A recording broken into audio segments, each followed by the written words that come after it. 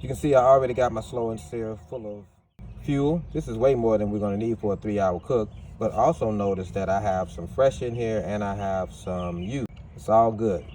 It's all gonna work. So, just gonna light this. This is just a lighter cube. And then once it's lit, you just push those over there, like so. Next, I'm gonna put a few chunks of wood in here. This is pecan wood. I would recommend wherever you live at, get on Facebook, go to the marketplace and find somebody that you can get wood from. This is so much better than anything you're gonna be able to find in the stores today. I don't know what's going on with wood chunks that they're selling in the box stores and stuff, but it's been horrible for me lately. Just super dried out. When you light it, it just starts producing a bunch of thick, ugly, nasty smoke, and by the time it clears up, the chunk is almost done because it just doesn't have any moisture in it. So find a local guy on, I've been very successful with finding lots of options for guys that are selling it themselves, chopping it themselves. It's got some moisture in it. It burns clean right from the start, and I'm just loving it. So I'm just gonna put one right over there in the corner so it can start getting lit, and then one over there, and so forth and so forth. Let's put the lid on. And for now, I'm gonna leave that top vent open. We'll get down here and put this one put it at about halfway.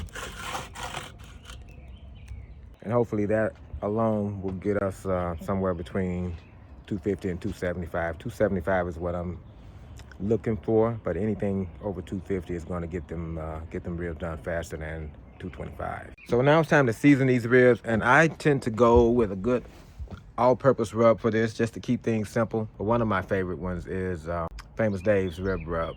It's an all-purpose seasoning, but it's great on ribs. Now I'm not going to be using a binder because ribs have enough moisture in them that you really don't need one.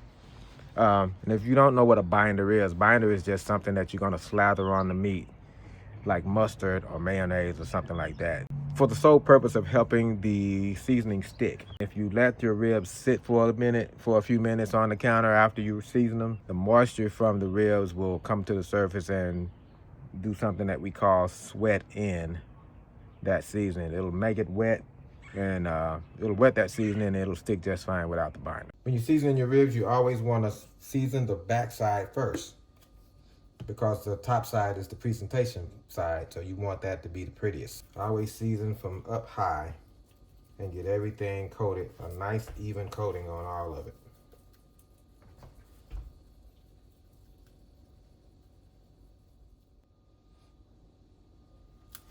We're gonna put some on the board here so we can get the edges.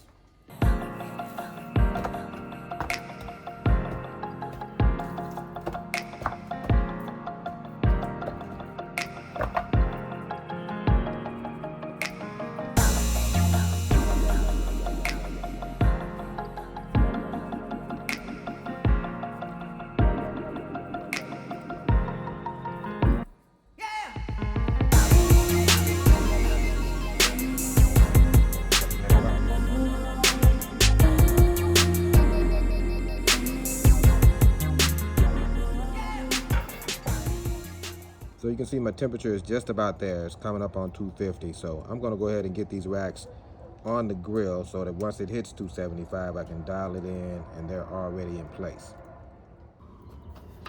All right, let's get them on. My sister has a cooking channel as well. See What Rita's Cooking. Y'all check her out. But I was watching one of her videos, and I think she was talking about dressing, and she told me, she said in the video that the way the dressing goes in the oven is the way it's gonna come out. And the same is true with these ribs. So we want our ribs to be thick and meaty, so when you put your rack on, just give it a little squeeze like an accordion. Give your ribs a hug. Put it down and just squeeze it together like that.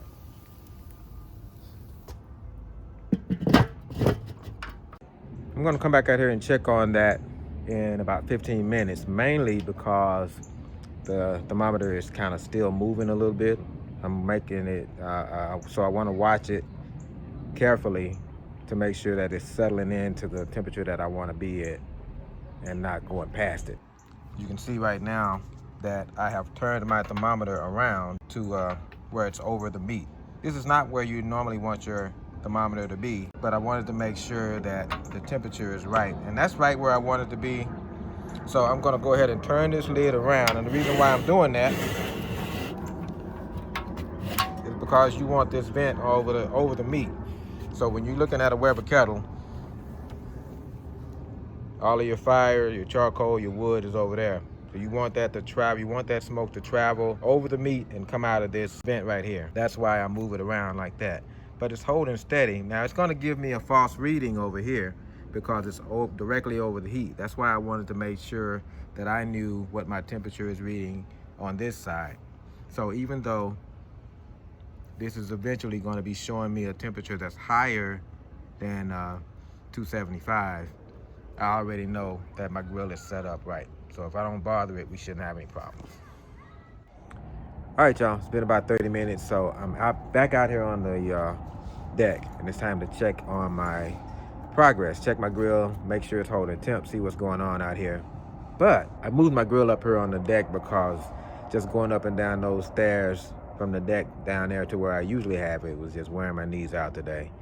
But in doing so, I forgot that we don't really have any light up here. I'm going to try using the flashlight on the camera as my light source to show you guys what's going on, but this won't be very cinematic. All right. So keeping in mind that this thermometer is directly over the coals, it's reading 400. Now the difference typically is about 50 degrees from that side over there to this side. That means it's still running hotter than I want it to run. So what I'm gonna do is adjust this vent down here, and we're just going to close that off some.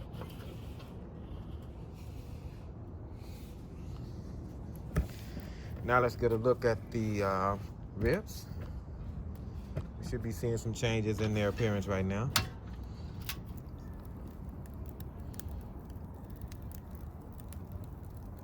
We're good. It's been about an hour and a half since I first put these babies on. So I'm gonna do a temp check, and then I'm gonna spritz them, and we'll see what's going on after that. I can see already that my temperature has climbed a little bit, so I'm gonna go ahead and adjust the top vent a little bit.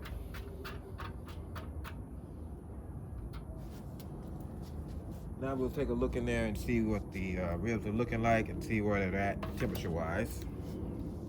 Whoa. Bad boys are rolling. Look good. Sitting at 170. That one is sitting at 157, 160, 158, 159, right at about 160. That's the rack that's in the back though, so it's obvious why this one is tipping it a little higher. So let's flip these. Those bad boys are hot. I'm going to put this in the back and turn it around. Just like that.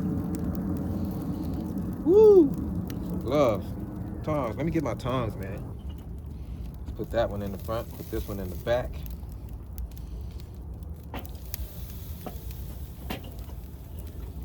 And while I got the grill open, I'm gonna go ahead and give them a quick spritz.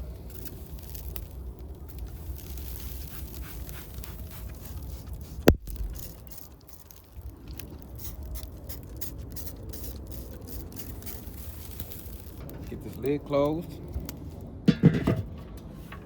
So, a lot has changed since my last check-in.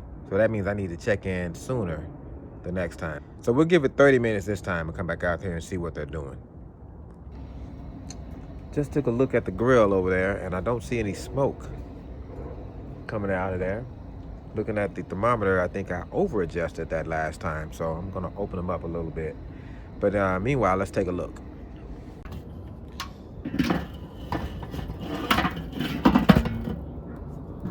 These are right at 165, which on a typical low and slow smoke is about where you'd start to wrap.